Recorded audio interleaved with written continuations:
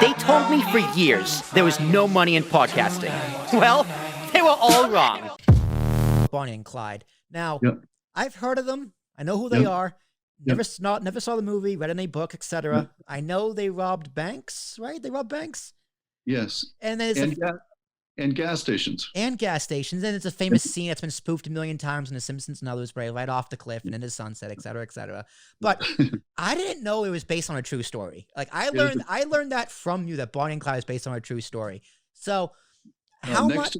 Next to Jesse James, the most notorious outlaws in United States history. Oh, that's crazy. So Yeah. how much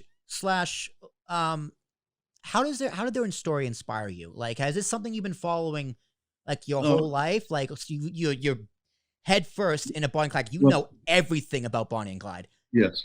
There was a movie that came out in the 70s starring Warren Beatty, and he was Clyde, and it was an incredibly fun movie to watch, with all the adventures. And what they would do is choose a bank right on a state line. Mm-hmm.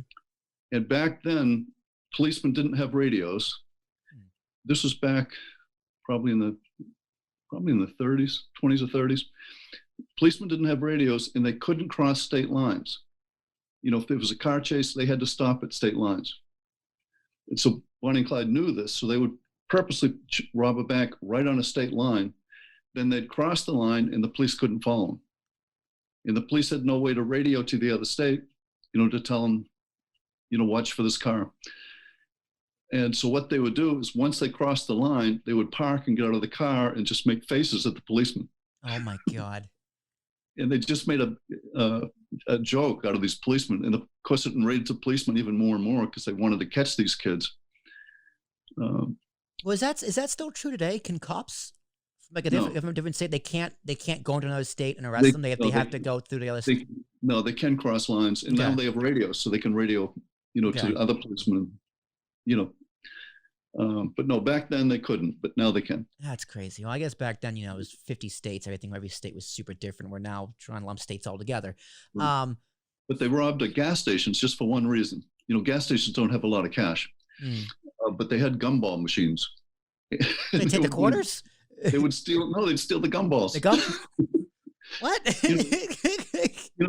Again, just as a joke. This is a joke. So they're like not only are they thieves and robbers, they're jokesters and tricksters.